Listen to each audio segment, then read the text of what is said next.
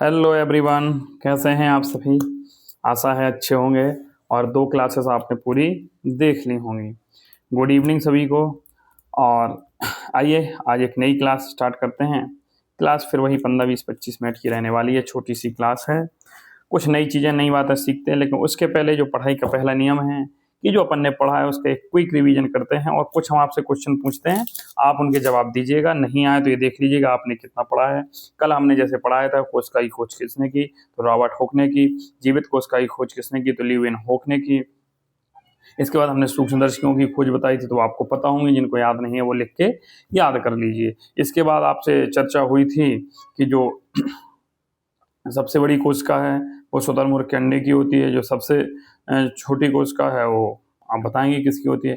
इसके बाद हमने मानव शरीर की सबसे लंबी कोशिका बताई थी, तो वही बता दीजिए आप, तंत्रिका तंत्र की होती है। मनुष्य की सबसे बड़ी कोशिका जो होती है तो अंडाणु होती है, जो महिलाओं में पाई जाती है, जबकि सबसे छोटी कोशिका शुक्राणु होते हैं। इस प्रकार से जीवित कोशिका, ल्यूवेनहॉक आदि की चर्चा करते हुए हमने कोशिका सिद्धांत के बारे में 3 पॉइंट पढ़े थे। पहला, जीवन की क्रियात्मक और संरचनात्मक इकाई है। दूसरा, ये कोशिकीय जीव होते हैं, बहुकोशिकीय जीव होते हैं। ठीक है। इसके बाद जो रुडोल्फ विर्चो ने सिद्धांत दिया था, उसमें उन्होंने चौथा पॉइंट जोड़ा था, जिसमें कहा था कि जो पुरानी कोशिकाएं हैं वो नई कोशिकाओं से जो नई कोशिकाएं हैं वो पुरानी कोशिकाओं से बनते हैं। इस प्रकार से सारा हुआ, तब इसको हम वापस ऐसे ले जाके आपको पढ़ाएं तो इसमें तो फिर टाइम जाना जाएगा। सभी कोशिकाएं अपनी पूर्ववर्ती कोशिकाओं से बनी होती। हमने आपको 2 क्वेश्चन दिए थे, उम्मीद है कि सभी ने लिख लिए होंगे। जिनने नहीं लिखे हैं वो एक दिन पीछे जा चुके हैं, और ये दिखाता है कि उनकी नज़रों में ना मेरी कोई वैल्यू है और ना अपने फ्यूचर की वैल्यू। मेरी वैल्यू करें या नहीं करें, बहुत से बच्चे जो नहीं करते हैं, लेकिन अगर आप अपने फ्यूचर की वैल्यू नहीं करते हैं तो ये आपको लिए बड़ी तकलीफ की बात है।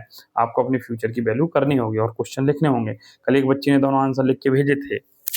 धीरे धीरे आप जैसे जैसे आगे बढ़ेंगे आपके लिए अच्छा है। कोशिका की खोज किसने की थी, तो देखिए इसका उत्तर देखते हैं कैसे लिखेंगे। ऐसे ही आपको लिखना है। आप जिन्होंने लिखा था बेस्ट लिखा था, हमने बता दिया तरीका लिखने का ये है, लेकिन जैसे भी आप लिखे हो बस ये शब्द आपके होने चाहिए।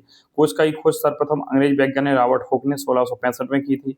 अब कई बच्चों ने ऐसा लिखा हो कोशिका की खोज रॉबर्ट हुक ने की थी, उनका सही है।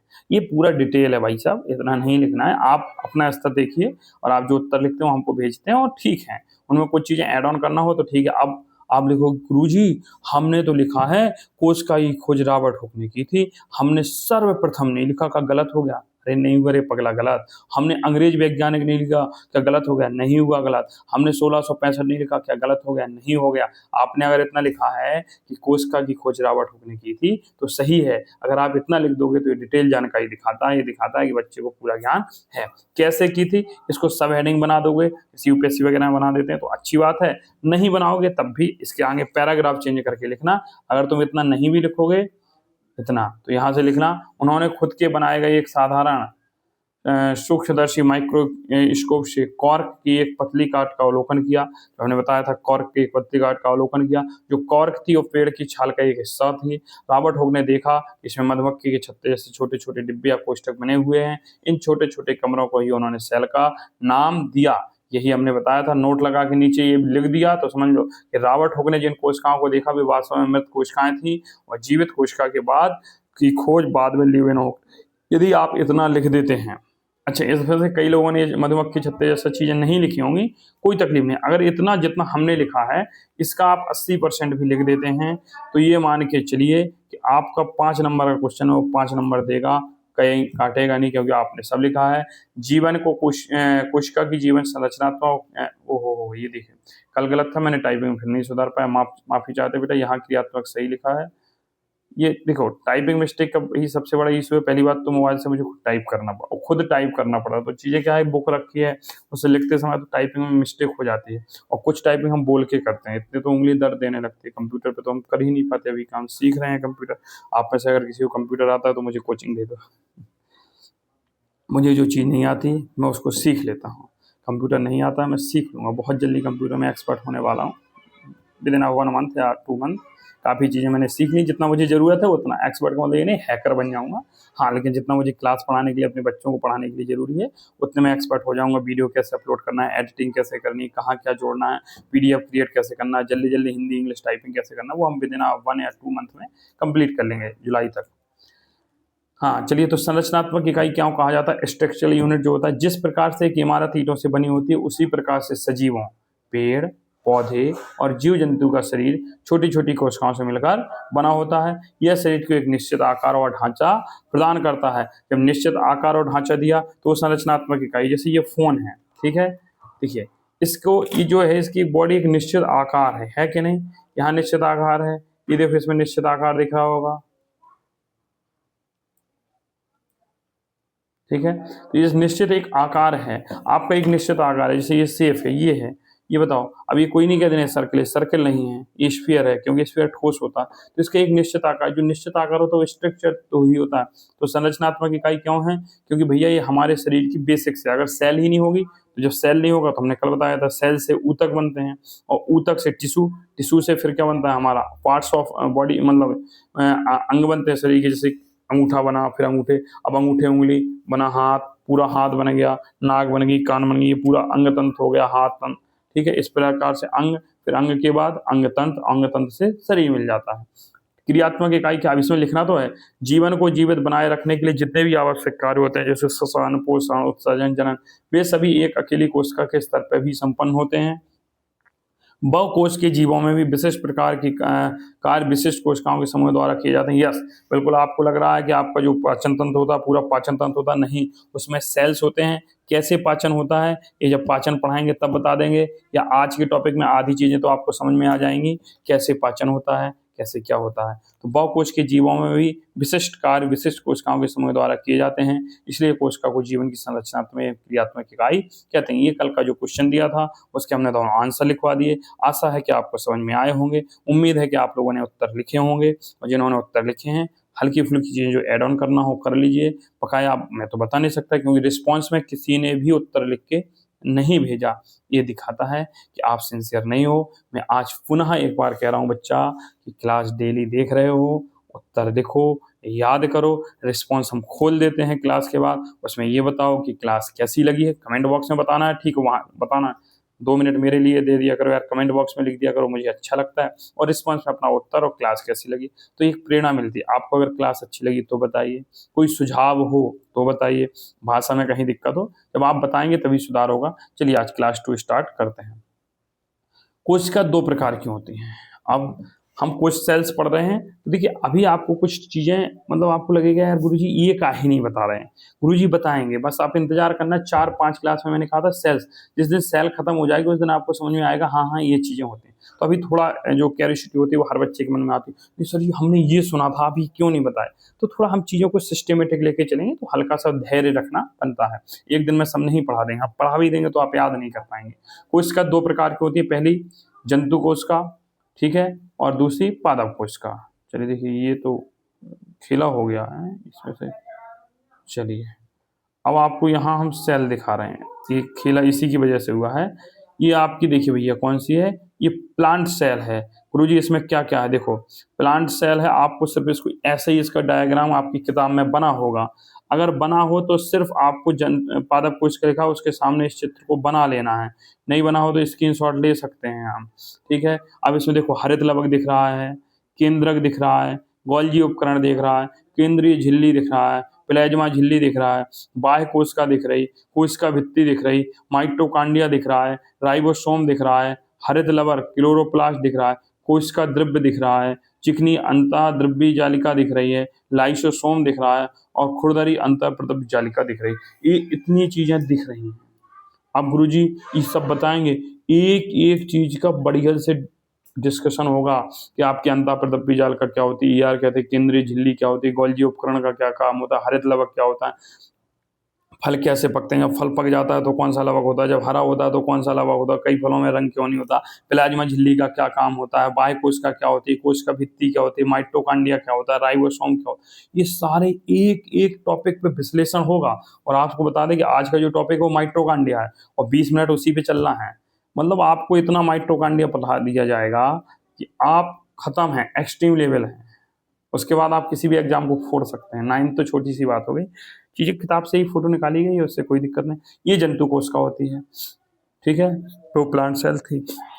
चलिए देखो इसमें गोल्जी उपकरण उसमें भी है, चिकनी अंतःप्रद्रव्य जालिका वहाँ पे भी थी, यहाँ पे भी थी, केंद्र का झिल्ली केंद्रक वहाँ पे भी था, यहाँ पे भी था, कोशिका द्रव्य वहाँ पे भी था, यहाँ पे भी था, खुरदरी अंतःप्रद विजालका वहाँ पे भी थी, यहाँ पे भी थी, माइटोकॉन्ड्रिया वहाँ पे भी था, यहाँ पे भी था, राइबोसोम वहाँ पे भी था, यहाँ पे भी था, लाइसोसोम वहाँ पे भी था, यहाँ पे भी था, प्लाज्मा झिल्ली वहाँ पे भी थी, यहाँ पे भी थी, लेकिन यहाँ लवक नहीं होता है, लवक नहीं होता है, जैसे क्लोरोप्लास्ट वगैरह चीजें नहीं होती हैं गोल्जी उपकरण। इसका भी आप डायग्राम बना लेंगे और ये लिख लेंगे जहां लिखा है। गुरुजी डायग्राम का बाबू देखो, फिजिक्स में आपको डायग्राम बनाना बहुत जरूरी है, बायोलॉजी में भी जरूरी है, केमिस्ट्री में रिएक्शन लिखना। आपको अगर फिजिक्स जैसे आप पढ़ रहे हैं, आपको फिजिक्स में पढ़ रहे सॉरी हम फिजिक्स में डायग्राम नहीं सॉरी फिजिक्स में आपने फॉर्मूला लिख दिया, जैसे हमसे पूछा बल F बराबर ma लिख दिया, या काइनेटिक एनर्जी गतिज ऊर्जा पूछा K बराबर हाफ mv² लिख दिया, या स्थितिज ऊर्जा पूछा U बराबर mgh लिख दिया, तो भाई साहब mgh लिखना ये दर्शाता है कि आपको आता है।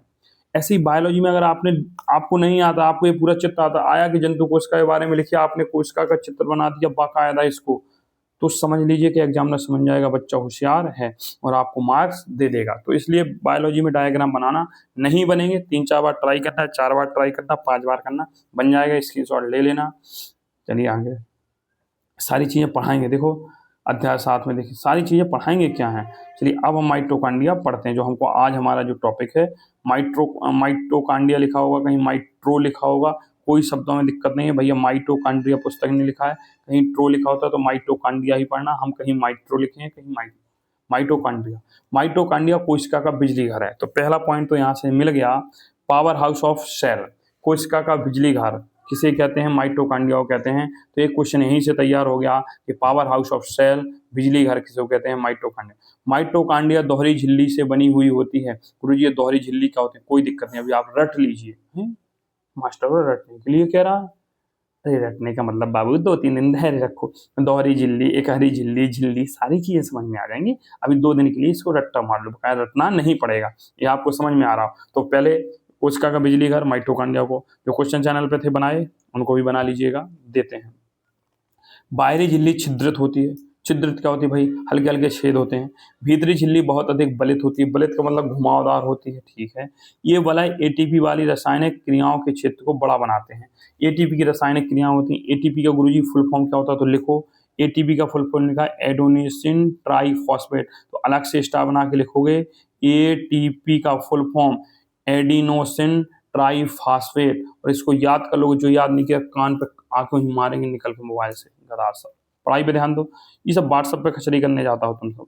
शरीर एक नए रासायनिक यौगिकों को बनाने तथा यांत्रिक ऊर्जा के कार्य करने के लिए एटीपी, अगर कोई पूछे कोशिका की ऊर्जा मुद्रा क्या होती है तो एटीपी होती है। तो यहाँ से 4 क्वेश्चन मिले कि कोशिका का बिजली घर, पावर हाउस किसे कहते हैं, माइटोकॉन्ड्रिया को। माइटोकॉन्ड्रिया कैसी झिल्ली वाली होती है तो दोहरी झिल्ली वाली होती है। ऊर्जा किस रूप में बनती है तो एटीपी के रूप में बनती है। यह क्या कार्य करती है तो शरीर में नए रासायनिक यौगिकों को बनाने और यांत्रिक कार्य के लिए हमारी ऊर्जा स्टोर रहती है। इसमें किस प्रकार की 2 प्रकार की झिल्ली होती है, जो बाहरी झिल्ली होती है वो छिद्रित होती है, हल्के हल्के छेद होते हैं, जो आंतरिक झिल्ली होती है वो वलयाकार होती है। यही वलयाकार झिल्ली हमें रासायनिक क्रियाओं के क्षेत्र में कार्य करने के लिए सहायता देती है। माइटोकॉन्ड्रिया बहुत अद्भुत अंगक है, इंस्पायरिंग माइटोकॉन्ड्रिया है जो एक अलग अंग है। क्यों है, क्योंकि इसमें देखो भैया, इसमें अपना डीएनए होता है, डीएनए का नाम क्या होता है, डाई राइबोज न्यूक्लिक अम्ल होता है, ये लिखवा देंगे। इसमें खुद का डीएनए होता है, राइबोसोम होता है। माइटोकॉन्ड्रिया अपना कुछ प्रोटीन स्वयं भी बना सकती है। गुरुजी ये स्वयं बना सकती है, इसका मतलब प्रोटीन कहीं और बनता है, यस प्रोटीन कहीं और बनता है, सब समझ में आ जाएगा। धीरे धीरे धीरे धीरे चीजें चलेंगी, अभी तो धीरे धीरे चलते हैं, आगे पढ़ते हैं। कि प्लास्टिड क्या होता है भैया, ये देख लो, हालांकि इसको आज पढ़ाना नहीं, हम छोड़ रहे हैं तो इसको छोड़ भी सकते हैं, लेकिन यहाँ है प्लास्टिड केवल पादप कोशिकाओं में स्थित होते हैं। 2 प्रकार के होते हैं, क्रोमोप्लास्ट, ल्यूकोप्लास्ट, तीसरा तो भूल ही गया है, क्लोरोप्लास्ट। क्रोमोप्लास्ट के अंतर्गत ही आता है इसलिए भूल गया हो। क्रोमोप्लास्ट में क्लोरोफिल वर्णक होता है, इसे क्लोरोप्लास्ट भी कहते हैं, हमने कहा था ना, ठीक है। पौधों में क्लोरोप्लास्ट प्रकाश संश्लेषण के लिए आवश्यक होता है, क्योंकि आज इसका टॉपिक है नहीं तो हम इसको अभी नहीं पढ़ाएंगे। कल की क्लास में रसधानी क्या होती है ये नहीं है, क्योंकि आज माइटोकॉन्ड्रिया ही हम देख रहे हैं। अब हम माइटोकॉन्ड्रिया देखते हैं, माइटोकॉन्ड्रिया बेहतरीन तरीके से देखते हैं, समझते हैं। आगामी 10 मिनट बिल्कुल सीधे बैठे रहिए, यहाँ वहाँ हरकत नहीं, डोंट डिस्टर्ब मूड पर फोन लगा के क्लास देखा करो, ठीक है। माइटोकॉन्ड्रिया, माइटो है, ट्रो नहीं है। माइट्रो कहीं लिखा होता है, दोनों किताब में, पुरानी एनसीईआरटी में ट्रो लिखा था। इसकी खोज अल्टमैन ने की थी, किसने की थी, अल्टमैन ने की थी। किसने की थी? अल्टमैन ने की थी। ये भैया आपका चित्र है, किसका है? माइटोकॉन्ड्रिया का है। तो आप इसको बना लीजिए। ये आपके देखिए इसमें ये क्या है? एटीपी सिंथेसिस पार्टिकल हैं, देखो दिख रहे हैं। ये मैट्रिक्स है, जो इसमें अंदर द्रव भरा होता है उसको मैट्रिक कहते हैं। ये राइबोसोम दिख रहा है। ये देखो डीएनए की संरचना है। ये ग्रेन्युल्स हैं इसमें, ठीक है। आउटर मेंबर है, बाहरी झिल्ली है, इनर मेंबर है। दोहरी झिल्ली बताई थी ना, समझ के देखो। ये देखो, ये बाहरी झिल्ली है और ये आंतरिक झिल्ली, दो झिल्ली है कि नहीं। और ये देखो, ये इसमें, ठीक है। तो ये पूरा चित्र है। और भी एक चित्र है, ये आपके देखिए, ऐसे भी आप इसको बना सकते हैं। ये शुद्ध हिंदी में लिख दिया। वाह कक्ष, बाहरी परत, अंतः कक्ष, डीएनए, राइबोसोम, अंतरनलिका अवकाश, देखो ये नलिकाओं, दो नलिकाओं के बीच में अवकाश है, अंतरकला अवकाश।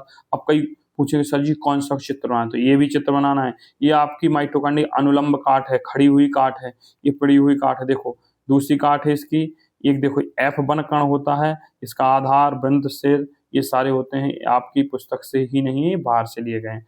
अब काहे गुरुजी बनाना है? आपको तीनों चित्र बनाने हैं, आपकी कला अच्छी हो जाएगी। बस कला के लिए आप बना लेना, दिमाग नहीं चलाना है, फ्री बैठे हो चित्र बना लेना। और चित्र अच्छे से बनाना, सुंदर चित्र बना के हमको भेजना। इसकी आंतरिक दीवारों को क्रिस्टी कहते हैं। देखो यहाँ जो आंतरिक कक्षाएं थे, अंतः आंतरिक दीवारें थी, इनको क्या कहते हैं? क्रिस्टी कहते हैं। क्या कहते हैं? क्रिस्टी कहते हैं। तो माइटोकॉन्ड्रिया की खोज किसने की? अल्टमैन ने, ठीक है। माइटोकॉन्ड्रिया की जो इनर दीवारें होती थी, इस चित्र को एक बार देखो, इस चित्र को देखो, जो आंतरिक दीवारें होती हैं, इनर मेम्ब्रेन, इसको क्रिस्टी कहते हैं। देखो क्रिस्टी लिखा है, क्रिस्टी लिखा है कि नहीं लिखा है? इनर दीवार, इसलिए हमने इस पॉइंट को छोड़ दिया था। कईयों को लग रहा है मास्टर भाई इनर मेम्ब्रेन बताया, आउटर मेम्ब्रेन, मेम्ब्रेन में तब होता है झिल्ली, आंतरिक झिल्ली, बाई झिल्ली। काहे इसको काहे नहीं बताया था? बन नहीं आता? अरे बन रहा था मास्टर को, धैर्य रखिए हैं सब। चलिए आगे।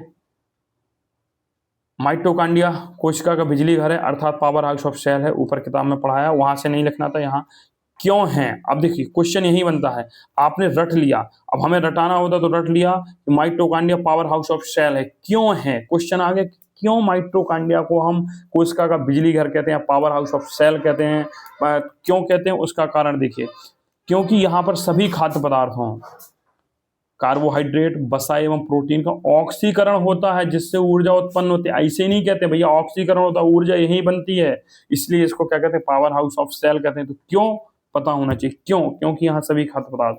माइटोकॉन्ड्रिया दोहरी झिल्ली युक्त कोशिकांग है। कोशिकांग का मतलब होता है कोशिका धन अंग, संधि विच्छेद पड़ा होगा, तो कोशिका का अंग है, वो भी कैसा है? दोहरी झिल्ली युक्त है। आगे देखते हैं बाबू। माइटोकॉन्ड्रिया एटीपी, एडिनोसिन ट्राइफॉस्फेट के रूप में ऊर्जा प्रदान करता है। इस ऊर्जा का निर्माण किससे होता है? एडिनोसिन डाइफॉस्फेट, ये लिखा है एडीपी, याद रखना। एटीपी का फुल फॉर्म होता है एडिनोसिन ट्राइफॉस्फेट, और एडीपी का फुल फॉर्म होता है एटीपी का फुल फॉर्म होता है एडिनोसिन डाइफॉस्फेट, एडिनोसिन डाइफॉस्फेट। तो चीजों को ध्यान रखिएगा। अगर आपसे पूछे एटीपी का फुल फॉर्म, तो एडिनोसिन ट्राइफॉस्फेट, बोलो मेरे साथ, एडिनोसिन ट्राइफॉस्फेट। तो सब शांत बैठा है, जो शांत रहे सातों विद्यानाश, कसम है सबको। एटीपी का फुल फॉर्म क्या होता है? Adenosine triphosphate. फील हो रहा है कि हम सामने बैठे हैं, बस कंटाप पे नहीं मार पा रहे हैं, इतना सा थोड़ा दिक्कत है हमको। हाँ, एटीपी का फुल फॉर्म क्या होता है? Adenosine diphosphate. क्या होता है? एडिनोसिन डाइफॉस्फेट एवं अकार्बनिक फॉस्फेट के संयोग, जब ये दोनों मिलते हैं तो इनके संयोग से ऊर्जा निर्माण होता है, और जो ऊर्जा संचित होती है एटीपी कहते हैं। कोशिका की ऊर्जा मुद्रा की संज्ञा किसे कही गई? एटीपी को कहा गया। कभी खत्म हो गया गुरुजी? नहीं होगा।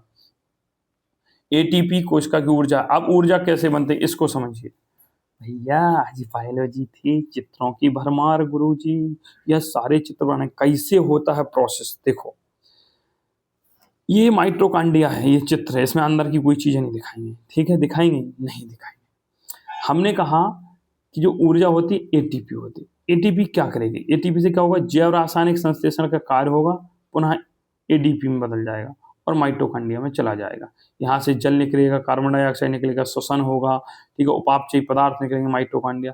और क्या कर सकता है? एटीपी जो है ये आंतरिक कार्य, पश्चाव एवं कसाव कोशिकाओं को चलाने में मदद करेगा।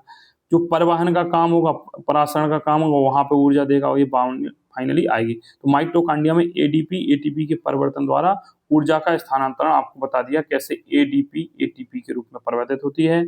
एडीपी ऊर्जा आती है माइटोकॉन्ड्रिया में, माइटोकॉन्ड्रिया उसको एटीपी में बदलता है, एटीपी काम जो संचित हो जाती है, ऊर्जा स्टोर हो जाती है, क्योंकि एडीपी नहीं होती, एडीपी मिलती है, एडीपी जाती है एडेनोसिन डाइफॉस्फेट जाती है कहाँ, माइटोकॉन्ड्रिया, माइटोकॉन्ड्रिया उसको सब करके एटीपी बनाता है। एटीपी क्या करता है, जैव संश्लेषण करता है, रासायनिक कार्य करता है, आपके भोजन के पाचन में सहायता करता है, यांत्रिक कार्य करता है, पश्चाव कसाब कोशिकाएं होती है उनको चलने फिरने में काम करता है, परिवहन का परासरण का काम करता है कौन, एटीपी। चलिए इतनी बातें समझ में आई हूं। कुछ और चीजें देखते हैं।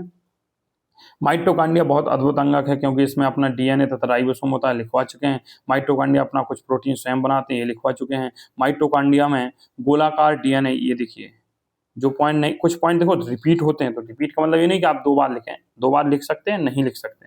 अब गुरुजी आप काहे रिपीट करते हैं? बाबू हम रिपीट इसलिए करते हैं आपको याद हो जाए, पगला सब याद नहीं करते हो तुम सब। हमको बिहार टॉपर चाहिए 2028 में, फर्स्ट रैंक यहीं से होनी चाहिए, सेकंड यहीं से, टॉप 10 बकाया छोड़ दो सब, टॉप 10 भोजपुर डिस्ट्रिक्ट। अरे भोजपुर डिस्ट्रिक्ट नहीं, जिस डिस्ट्रिक्ट से बच्चे देख रहे हैं, मैं भोजपुर में सब कुछ नहीं, बस टॉप 10 यहीं से होने चाहिए। वो कहें हाँ मैंने के सर से पढ़ा, तब हमको लगेगा फिर मिलने आएंगे आप सबसे।